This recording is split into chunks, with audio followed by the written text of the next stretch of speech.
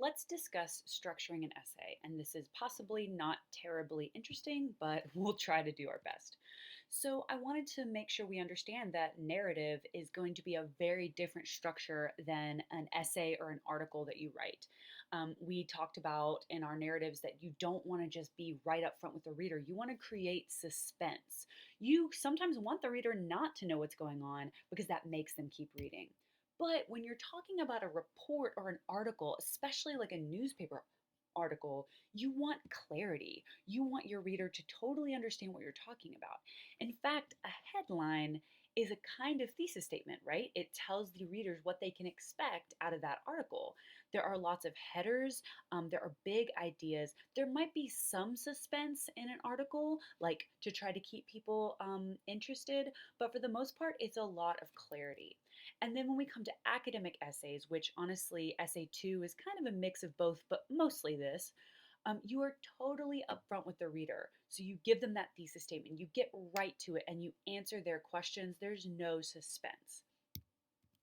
So if we were in class, again, I keep saying that, but I'm so desperate to be in class. I wish we could. But we would get you guys to brainstorm like, what have you heard about introductions? What are the fears that you have about it? What are the things that your teachers have said you must do, you must not do? And my aim here is to say that there's, again, no formula for it. Um, However, there's going to be different for every single context. So, a speech, the introduction to a speech is totally different from one of creative writing, totally different from one of a news article, absolutely different from a scientific paper, very different from an opinion essay. But here are some general things we can say. There's a myth that you should start big and then get small and fast forward to the now. And I think this happens a lot, and you'll see from the examples. So, this is the kind of writing sometimes I see. If the topic is GSU students and their beliefs about campus construction projects, here is one way that some people might start. Since the first university campus opened, all students everywhere have always wanted to live on the most beautiful campus.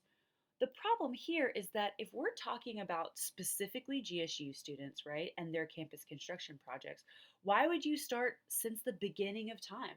Why are you talking about all students?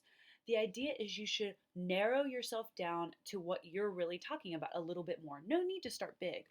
Here's another example of the way people start really big and then get small. If the topic is an interview that you're conducting with somebody in the tech industry, you want to, some people might say, since it started in the mid 20th century, the tech industry has made a lot of money. Well, that might be true, but you're talking about one person, about tech industry employment right now.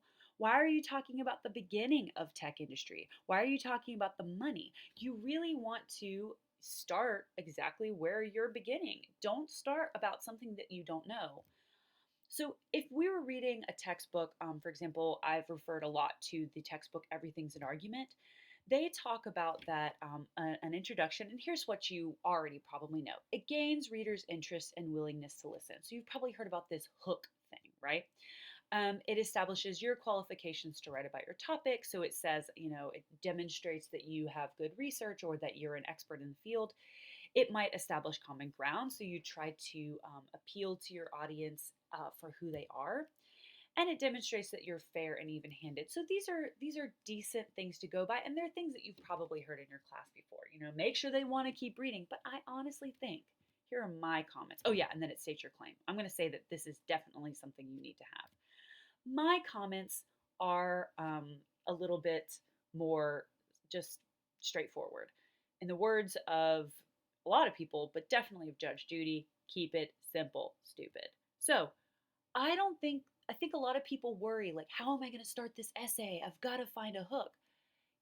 If you just get pretty specific, a reader, whoever you're targeting in your audience, they'll want to know. So if we're talking about the 13 reasons why, you don't need to get them interested in 13 reasons why because they're already looking for articles about it, right?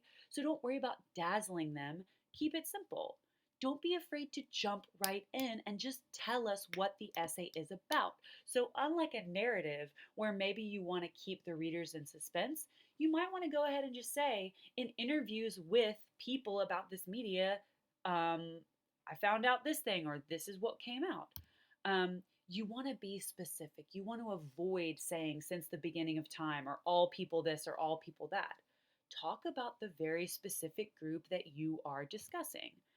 And then lastly, don't talk about stuff you don't know. It's very obvious. And this really goes along with what the other Everything's an Argument said, where it was like, uh, make sure that you establish that you have the ability to talk about this, that you have credentials. You don't need to talk about how everyone in the world reacted to this media.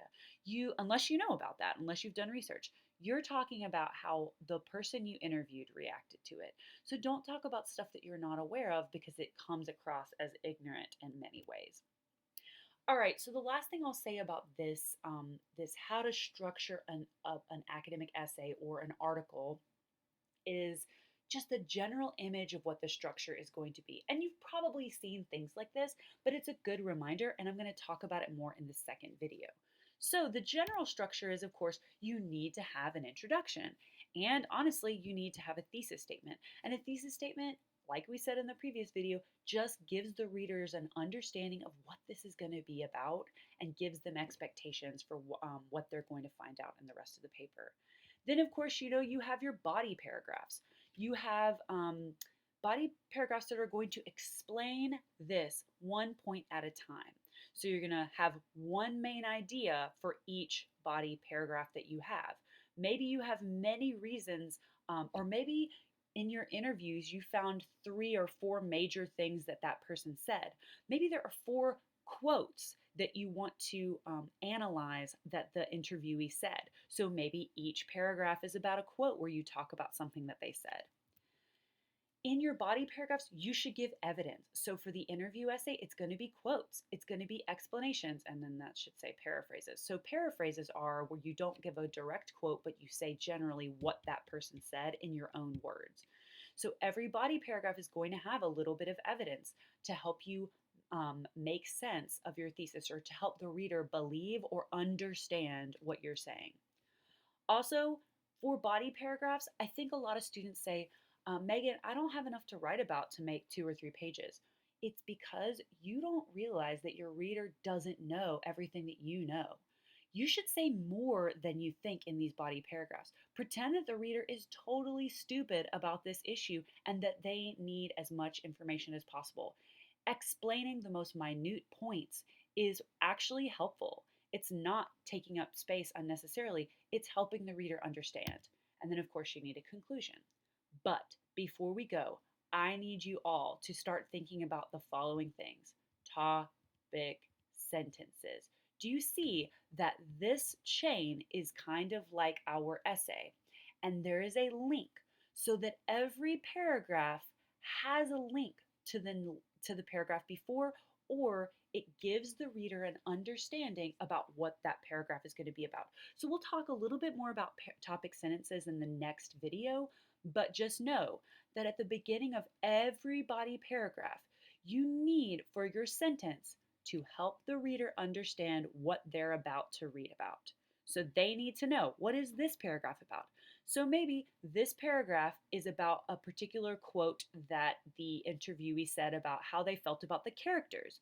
Your topic sentence would say, the interviewee felt this way about the characters. And then you explain that in your body paragraph.